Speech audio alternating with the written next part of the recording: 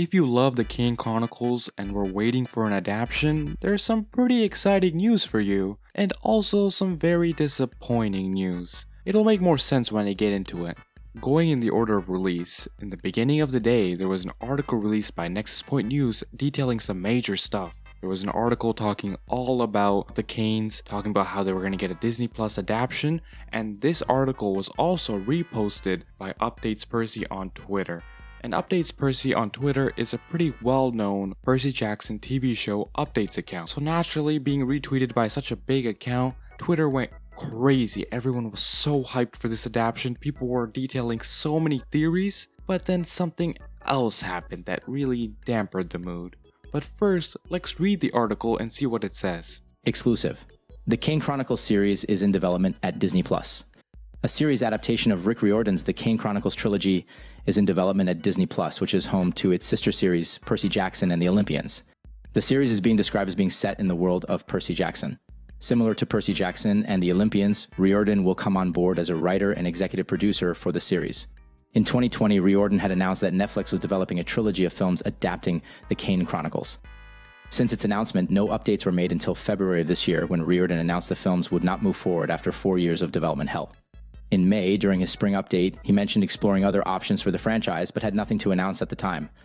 Following the success of Percy Jackson and the Olympians, it does not come as a surprise that Disney would want to expand the universe in a similar format. The Kane Chronicles focuses on two siblings, Carter and Sadie Kane, who are teenage magicians and descendants of the pharaohs of ancient Egypt. Although it focuses on a different set of mythology, there have been subtle hints and crossovers in the respective book franchises that suggest these mythological worlds coexist. Riordan has written crossover stories where characters from Percy Jackson encounter characters from the Kane Chronicles, the Son of Sobek, the Staff of Serapis, and the Crown of Ptolemy. These crossovers demonstrate that the characters and mythologies from both series can interact, which opens the way for more possibilities for future interactions in the live-action shared universe on Disney+. And yeah, looking at this article, you can totally see why everyone was really excited. This was everything everyone was asking for. A show where Rick Riordan is in complete control and it's in the shared universe of Percy Jackson, allowing for crossovers. I mean, this is the dream for Percy Jackson fans who wanted a Kane Chronicles adaptation. But unfortunately, not soon after, there was a statement from the official Mythomagic account that kind of shut down all of the hype. Knowing how vague a term development is, and no sources cited here, I'm gonna need some Riordan or Disney and direct confirmation on this one. But what a thrilling idea. Hashtag Seaweed Brain Podcast live from the do it. Development can mean lots of things. The whole point of our production company Mythomagic is to develop Rick's books or other writing projects. Rick has discussed Kanes with Disney for years since the books were published, especially as these books were US #1 overall bestsellers when they were first published. No contracts currently are signed, so until that happens there is no partnership with Disney and on a film project to develop Kanes. Hopefully someday. Thank you, Becky. We shall be flooding the zeitgeist with Kane Chronicles conversation until that Sunday. Thank you. So as you see, that statement kind of kills any hope of a Disney Plus Kane Chronicles adaptation being adapted right now, because the Mythomagic account holder is Becky Riordan herself, so the information from there is as legit as you can get. So when addressing rumors or potential leaks, you have to remember they're leaks for a reason. Unless Riordan himself says the information, take anything you hear with a grain of salt, because the only people you can trust with new information is Rick Riordan, major news sources like Variety, or Disney themselves. Everything else is just hearsay. But that's alright sometimes. Sometimes you just want to speculate, you want to see some rumors, you want to see some leaks as you're hyped, and I think that's perfectly okay. Just don't be too invested in the rumor in case it's not true. I've seen a lot of people also believe a lot of other rumors, so I want to clear some other things up. Yesterday I made a video regarding a rumor from the same source. As I said in the video yesterday, take it with a grain of salt. It might be true, it might not. We don't know for sure. Another rumor I've been seeing is the filming date. I've seen a lot of people say the filming date is August 1st. Again, that's another leak that's not 100% guaranteed. It was only published by a niche website, so I wouldn't be 100% sure in that rumor. The only official information we got regarding the filming date is from Riordan himself, who said he aims to start filming by fall.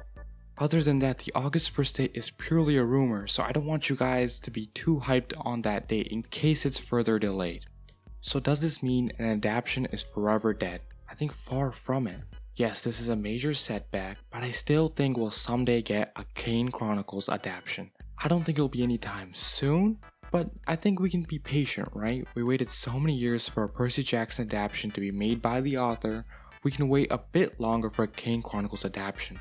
The reason I think it'll be a pretty long time is Disney is not one to jump quick into new opportunities, or new IP specifically. Just take a look at the Percy Jackson series for example. Even though the first season did pretty well, they only greenlit season 2 a month after it was completely finished. Now compare this to other studios for example. Avatar: The Last Airbender live action had a pretty mixed result. A lot of people were pretty upset with how it turned out. But not even 2 weeks after release, Netflix greenlit both season 2 and season 3 at once. Disney just does not do that. They often take their time with it, especially when it comes to Disney Plus shows. So I think the same will happen with the Riordanverse books. If Percy Jackson is a success and all 5 seasons get adapted, I think we can potentially see a Heroes of Olympus and Kane Chronicles adaptations being filmed simultaneously.